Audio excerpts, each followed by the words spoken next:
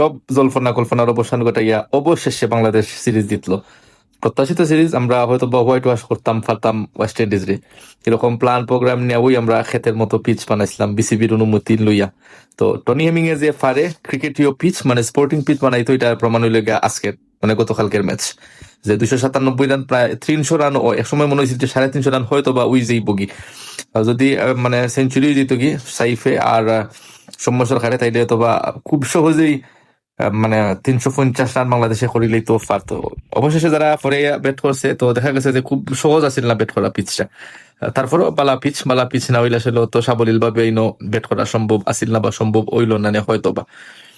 কিন্তু যে আমরা যে খামের ফার্ম যেটা, এটা হইলো না। আমরা কোয়ালিফাই খেলেও লাগবো, আমরা সরাসরি ওয়ার্ল্ড কাপ খেলতাম পারতাম না। আমরা যে হিসাব নিকাশ দেখলাম, এই হিসাব নিকাশে কোনোভাবে হিসাব মিলাইয়া আমরা সরাসরি মানে চূড়ান্ত পর্বে খেলার কোন রকমের সুযোগ নাই। এখনো স্টিল নাও আমরা 10 আছি। সেটা 8 দল আমরা খেলবো, এটা আমরা সবে জানি এবং সবে আমরা বুঝি। কিন্তু এরপরও মিরাজের ক্যাপ্টেন্সি নিয়ে একটা কোয়েকশন মার্ক থাকি যায়। কারণ আমার কাছে মিরাজ রে ম্যাচুর পারসন মনে হয় না, এবং মাঠও তার যে বডি ল্যাঙ্গুয়েজ আছে, এবং সংবাদ সম্মেলনে দেখলাম যে দায়টা নিতে পারেন না বা নিতে চান না। এখন যে আসলে সব সিদ্ধান্ত সবে মিললে আমরা নেই, একজনে সিদ্ধান্ত নেই না। সফল হইলে ক্যাপ্টেনের সুনাম, এবং আমরা সুনামের পাশাপাশি সবই সুনাম আমরা নেই, এবং ব্যর্থ হইলে ক্যাপ্টেনের দায় নিতে হইব। 1 বছরের লেগে আমার দায়িত্ব দেওয়া হয়েছে। বিভিন্ন যে প্রশ্নের উত্তরগুলা একজন মানে প্রফেশনাল একজন ক্যাপ্টেন বা একজন দেশের প্রতিনিধির কাছ থেকে কিরকম না আরো স্মার্টলি উত্তর দেওয়া উচিত আছে বা উচিত উচিত।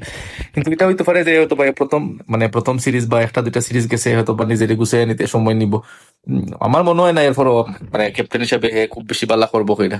দেখা যাক, তার 1 বছরের দায়িত্ব দেওয়া হয়েছে, 1 বছরে তার পারফরমেন্স অ্যানালাইজ কইরা আমরা আর মনে মনে রেডি করা রাখা উচিত যে ভাইস ক্যাপ্টেন হিসেবে যে আমরা ওয়ার্ল্ড কাপ আসলে খারে ক্যাপ্টেন হিসেবে ফাটাইব, এবং কোন দল ফাটাইব এবং কোন পজিশনও আমরা খারে চিন্তা করা। আমরা একটা পজিশনে 2 জন বা 3 জনের চিন্তা করতাম পারি। ওভারঅল সপ্তাহ মিলাইয়া যে আমরা এটা হইতাম পারি যে রিশাদময় একটা সিরিজ গেছে, ব্যাটে বলে রিশাদ সুপার পারফর্ম করছে এবং ম্যান অফ দ্য সিরিজ হয়েছে।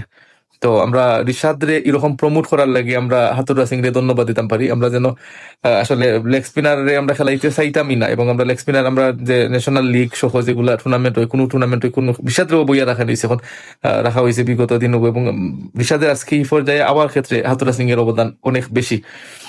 এবং ফ্র্যাঞ্চাইজি ক্রিকেটও তার মানে চাহিদা দিন দিন বাড়বো, এবং কেমিও ইনিংস খেলতে পারে, এবং উইকেট এনে দিতে পারে, এবং তার উন্নত গুগলিও দেখলাম যে এখন ট্রাই করে মাঝে মধ্যে ওর। আমরা জানি যে কোনো সময় যে কোনো বলার লেগ স্পিনার স্পেশালি যে কোনো সময় এক্সপেন্সিভ হইতে পারে, তো তার টেক কেয়ার করতে হইব, এবং একটা সম্পদ স্পেশালি শর্ট ফরম্যাটের লাগি। তো লং ফরম্যাট বা টেস্টও তারা চিন্তা করার দেখলাম মুস্তাক আহমেদে কতদিন হয়েছে। হয়তো বা তারে সুযোগ দেওয়া দেখতে পারে 1-2টা ম্যাচ, যদি বালা করে তাইলে হয়তো বা টেস্টার লেগে তারা বিবেচনা করা যাইতে পারে। আমার ভিডিওটা অনেক লম্বাই গেল কি, আমি মানে একটু একটু শান্তি ফিল করলাম বা একটু ভালো লাগা অনুভব করলাম যে বাংলাদেশ দল অবশেষে যে কোনোভাবেই হোক